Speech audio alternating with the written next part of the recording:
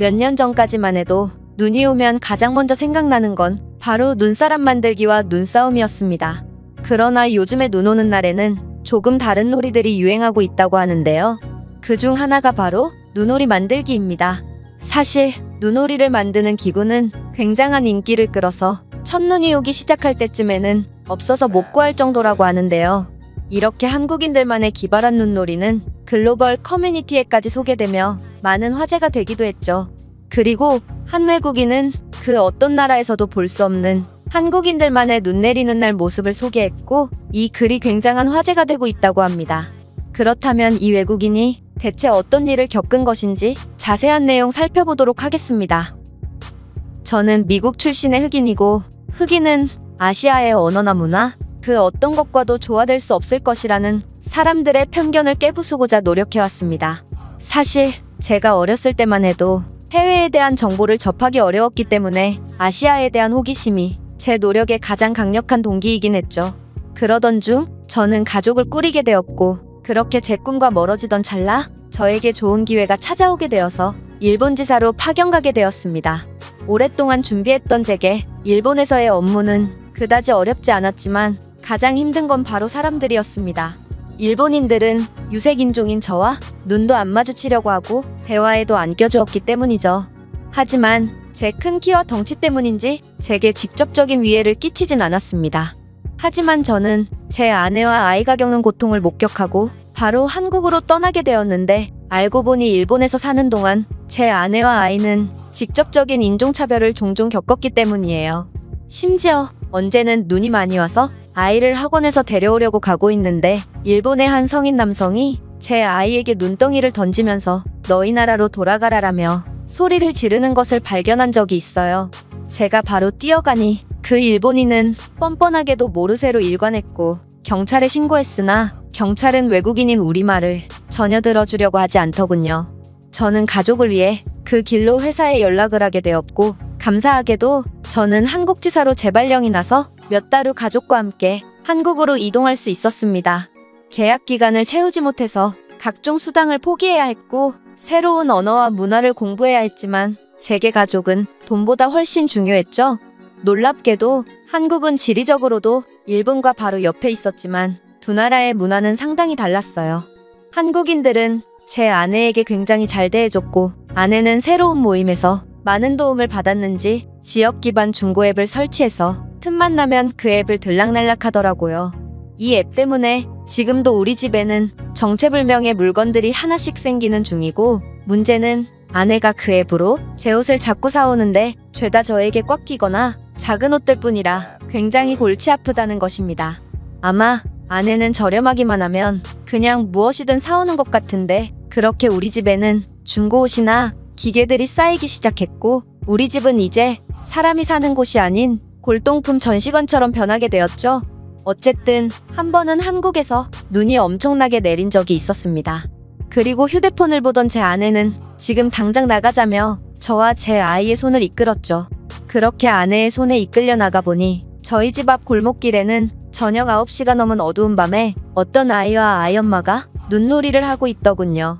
여자와 아이가 이 늦은 시간에 돌아다니다니 조금 위험하지 않을까 하는 생각을 하던 찰나 제 아내는 그들에게 다가갔고 그들에게서 오리 모양의 눈덩이 몇 개를 받아왔어요. 알고 보니 이 한국인 엄마가 중고 앱에 눈오리를 나눔한다는 글을 작성했고 제 아내는 그런 색다른 나눔이 재밌어 보여서 가족들과 함께 나온 것이죠. 눈덩이를 나눔한다니 이건 정말 귀엽고 재밌는 장면이었어요. 그렇게 제 아이는 눈오리를 가지고 놀다가 한국인 아이가 갖고 노는 눈오리 기구에 관심을 갖기 시작했고 한국인 아이는 흔쾌히 같이 놀자며 제 아이와 함께 눈오리를 만들기 시작했습니다. 그 와중에도 앱을 보고 눈오리를 받으려는 사람들 몇 명이 찾아왔고 그들은 아이들에게 음료수나 초콜릿 등을 주며 격려해 주더라고요. 이 장면을 본 저는 한국에 눈 오는 날은 모르는 사람들이더라도 모두가 함께 즐기는 날이구나 싶어 너무 따뜻하고 아름답다는 생각이 들었습니다. 그렇게 두 아이들은 정신없이 놀았고 한국인 아이는 이제 엄마와 함께 집에 들어가 봐야 할 것 같다며 더 놀고 싶으면 눈오리 기구를 가지라며 제 아이에게 기구를 내밀더군요. 저는 제 아이 대신 괜찮다며 손살에 쳤지만 한국인 아이 엄마는 자신들은 이미 많이 놀기도 했고 집에 똑같은 기구가 하나 더 있다며 받으라고 말했어요. 저는 끝까지 받지 않으려고 했지만 제 아이의 간절한 눈망울을 무시할 수 없었고 결국 감사한 마음으로 그 기구를 받았어요. 나중에 알고 보니 이 기구는 너무 인기가 많아서 쉽게 구할 수도 없더라고요. 이 여성이 글을 올렸던 중고 앱을 이용한다면 이 기구를 비싸게 판매할 수도 있었을 텐데 그냥 우리를 위해 호의를 베풀어주는 모습에 저는 굉장한 감동을 느꼈습니다. 어쨌든 우리 가족은 눈이 오면 종종 나가서 눈오리 기구를 사용하며 놀았고 한국인 아이가 그랬던 것처럼 제 아이도 다른 아이와 놀다가 그냥 그 눈오리 기구를 주고 왔다고 해요. 저는 어린 제 아이에게 아직 남에게 베푸는 법을 가르쳐주지 못했는데 한국의 어린아이는 저 대신 제 아이에게 엄청난 삶의 지혜를 가르쳐준 것이죠. 남과 함께 더불어 살아가는 한국인들의 삶을 보고 저 또한 많은 것들을 배울 수 있었고 일본에서는 눈덩이를 맞으며 차별을 당했지만 한국에서는 뜻하지 않은 선물을 주고받으며 아름다운 삶을 살아가고 있습니다. 우리를 아무 편견 없이 대해주는 한국인들에게 진심 어린 감사를 표하며 앞으로도 한국과 좋은 인연을 유지했으면 좋겠어요. 이 외국인의 글은 여기까지입니다. 사실 눈오리를 나눔한다는 건 결국 눈덩이를 무료로 주겠다는 뜻이기 때문에 관점에 따라서는 아무런 의미가 없는 행동일 수도 있습니다. 그러나 남들이 보기에는 무의미한 행동일지라도 우리는 물질적인 것보다 정신적인 마음을 나누는 것을 더 값지게 생각하며 따라서 눈덩이를 받으면서도 음료수 등을 건네는 것 또한 이런 정서적인 교감을 값지게 여기는 한국인들의 특징을 잘 보여준다고 볼 수 있죠. 그렇다면 이 글에 대한 다른 외국인들의 반응은 어떤지 댓글을 통해 해외 반응을 살펴보겠습니다. 아니, 한밤중에 아이와 여성이 골목길에서 눈놀이를 한다고? 대낮을 한밤중으로 잘못 적은 거 아냐? 제대로 정신이 박힌 어머니라면 위험한 어두운 밤에 아이를 데리고 밖으로 나가는 경우는 없을 거야. 아니, 한국에는 더 늦은 시간에 보호자도 없이 혼자 돌아다니는 아이들이 굉장히 많다.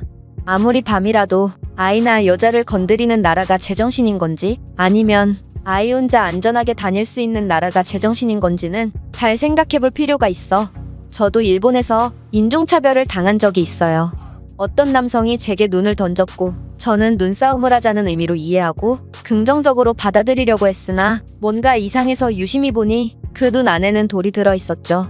한국에서 눈이 오는 날은 마치 지역 축제처럼 근처에 모두가 즐기는 것 같아. 아파트 단지 같은 곳에 가보면 그곳에는 수많은 아이들이 함께 어우러져 놀고 있고 그 주변에는 어른들이 모여서 즐겁게 이야기를 나누고 있거든. 한국에는 눈이 적당히 오기 때문에 한국인들 모두가 눈 오는 것을 반기고 축제라고 생각하는 듯 싶어. 당신은 한국의 수도권에서 거주한 모양이군요. 강원도에 간다면 눈이 굉장히 많이 오고 실제로 내 한국인 남편은 그곳에서 군복무를 했다고 해요. 그의 말로는 자신이 치운 눈만 모아도 설산 하나는 만들어질 거라고 하는데 사실인지는 모르겠군요. 한국에는 중고앱이 굉장히 잘 발달되어 있는 것 같아. 아마 한국은 몹시 안전한 국가이기 때문에 낯선 이에게 범죄를 당할 일이 없어서 그런 걸 수도 있을 것 같아. 타당한 이유야. 놀랍게도 한국인들은 새벽에도 직거래하는 걸 서슴지 않더라고. 내 나라였으면 이건 그냥 범죄를 저질러 달라고 애원하는 꼴이지? 한국인들은 정말 편견이 없는 것 같아. 한국의 아이들도 외국인 아이들을 보면 아무 거리낌 없이 그냥 어울려 놀곤 하거든. 맞아. 일본에서는 아이들조차 외국인 아이를 보면 두려워하고 경계를 하며 배척하려고 하던데 한국의 아이들은 오히려 외국의 아이들에게 더욱 잘 대해주는 것 같아. 한국에 대해 알면 알수록 제가 사는 삶은 그렇게 행복한 삶이 아니라는 것을 느껴 슬픕니다. 밤에도 어디든 돌아다니고 모르는 사람과도 이런저런 것들을 주고받으며 사는 한국인들을 보면 차라리 한국에 대해 잘 몰랐던 때로 돌아가고 싶다는 생각도 들어요. 맞아요. 내 나라에서는 절대로 불가능한 것들을 한국인들은 당연하다는 듯 행동하곤 하거든요. 특히나 당신이 한국에서 일주일이라도 살아본다면 인생에서 진짜 중요한 게 뭔지, 그리고 왜 우리가 한국을 따라해야 하는지 정확히 알 수 있을 거예요. 다 큰 성인 남성이 약자를 보호해주지는 못할 망정 오히려 눈을 던지며 위협을 주는 걸 보고 정말 일본인들은 부끄러움을 모르는 사람들이라는 것을 느꼈어요. 특히 이런 저지를 자국민이라고 감싸주는 경찰을 보면 정말 이 나라가 선진국이 맞나 싶네요. 일본인들은 약자에게 강하고 강자에게 약한 성질을 갖고 있거든. 아이에게는 그렇게 소리를 지르고도 글쓴이가 쫓아오니 모르쇠로 일관하는 것만 봐도 그렇지. 제가 준비해온 내용은 여기까지입니다. 끝까지 시청해주셔서 진심으로 감사드리며 여러분들의 구독과 좋아요, 알림 설정은 영상 제작에 큰 힘이 됩니다. 이상 세모튜브였습니다.